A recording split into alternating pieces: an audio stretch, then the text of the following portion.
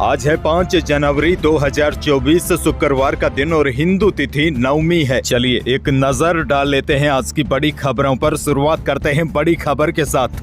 प्रधानमंत्री नरेंद्र मोदी आज 5 जनवरी को जयपुर दौरे पर रहेंगे। वह यहां बीजेपी मुख्यालय में पार्टी पदाधिकारियों की बैठक लेंगे। वहीं बीजेपी प्रदेश अध्यक्ष सीपी जोशी ने कहा है कि पीएम मोदी के दौरे को लेकर पार्टी कार्यकर्ताओं में जबरदस्त जोश है। हमारी तैयारियां पूरी है, हम उनके स्वागत के लिए तैयार है। वैसे आपको बता दूं, राजस्थान में नई सरकार के गठन के बाद पहला बड़ा आयोजन आज शुरू होने जा रहा है। हर साल आयोजित होने वाली डीजीपी कॉन्फ्रेंस की मेजबानी इस बार राजस्थान को मिली है। इस महत्वपूर्ण कॉन्फ्रेंस में पीएम मोदी और गृह मंत्री अमित शाह शामिल होंगे। आगे बढ़ेंगे, बड़ी खबर। इंडिगो में सफर करना अब सस्ता होगा, 1000 रुपए तक किराया कम हो सकता है। इसके पीछे कारण यह बताया जा रहा है कि एयरलाइन ने फ्यूल चार्ज वसूलना बंद कर दिया है।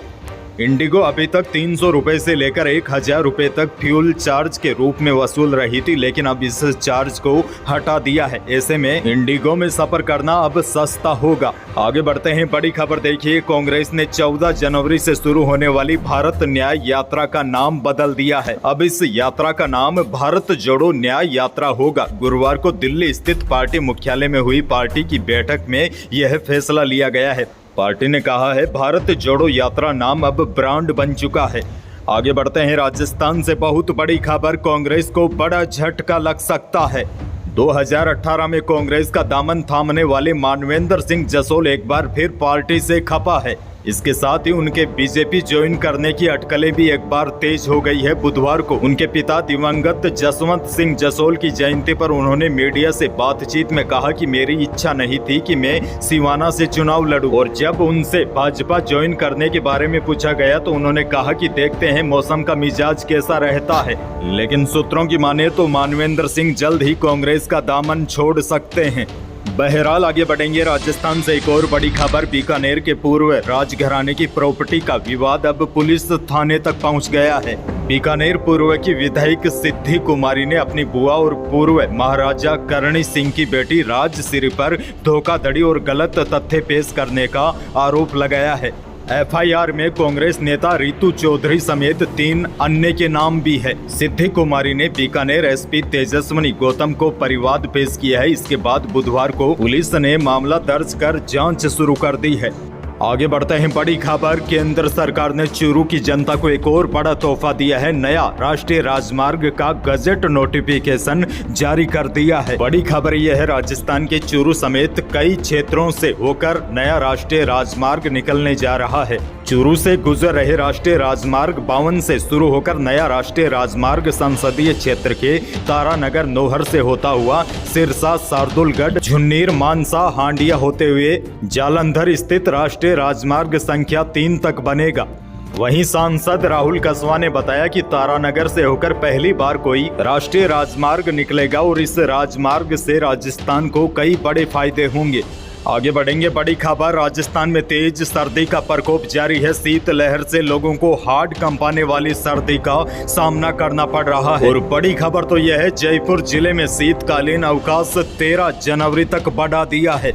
बाकी जिलों में भी सर्दी को देखते हुए अवकाश बढ़ाया जा सकता है। लेकिन फिलहाल बड़ी खबर, जयपुर जिले में 8वीं तक के सभी स्कूलों में 13 जनवरी तक शीतकालीन अवकाश बढ़ा दिया है। और सीकर जिले में भी कक्षा 1 से 8वीं तक के बच्चों की सर्दी की छुट्टियां 13 जनवरी तक बढ़ा दी गई है। 14 जनवरी को रविवार है, 15 जनवरी को मकर संक्रांति है। ऐसे में जयपुर जिले के बच्चों को 16 जनवरी को स्कूल जाना होगा। आगे बढ़ते हैं, लेकिन उससे पहले मौसम से जुड़ी बड़ी खबर। राजस्थान में सर्दी का सितम जारी है। अधिकतर जिलों में तो कोहरे की वजह से दोपहर 1 बजे तक सूरज भी नहीं दिखाई देता। मौसम विशेषज्ञों का कहना है कि कोहरे का यह प्रभाव शुक्रवार भी राज्य के कई हिस्सों में रहेगा। 6 जनवरी से कोहरे से राहत मिलनी शुरू हो जाएगी। मौसम विभाग ने कहा है कि 7 से 9 जनवरी तक मावठ होने की भी संभावना है। यानी प्रदेश के कई हिस्सों में 7 से लेकर 9 जनवरी के बीच कहीं कहीं पर बारिश हो सकती है। अच्छा, बड़ी खबर देखिए, सामाजिक सुरक्षा पेंशन लोगों को अब की बार अभी तक नहीं मिली है। ऐसे में लोगों के मन में बड़ा सवाल है कि पेंशन कब आएगी। तो देखिए, सबसे पहले तो आपको बता दूं, राज्य में करीब 4 लाख फर्जी पेंशन धारियों की पेंशन अब की बार बंद हो गई है। यानी कि यह लोग गलत तरीके से पेंशन का लाभ उठा रहे थे। बताया जा रहा है कि अब तक 500 करोड़ से ज्यादा की पेंशन फर्जी तरीके से उठा ली गई और अब सरकार विशेष जांच करके अपात्र लोगों को बाहर कर रही है। वहीं मुख्यमंत्री वृद्धावस्था सम्मान पेंशन योजना अंतर्गत कई लोगों ने अभी तक सत्यापन भी नहीं करवाया है। लेकिन फिलहाल बड़ी खबर यह है, सरकार अपात्र लोगों को बाहर कर रही है। इसी वजह से पेंशन में अब की बार देरी हो गई है। माना जा रहा है कि अब सामाजिक सुरक्षा पेंशन फरवरी के महीने में ही आएगी।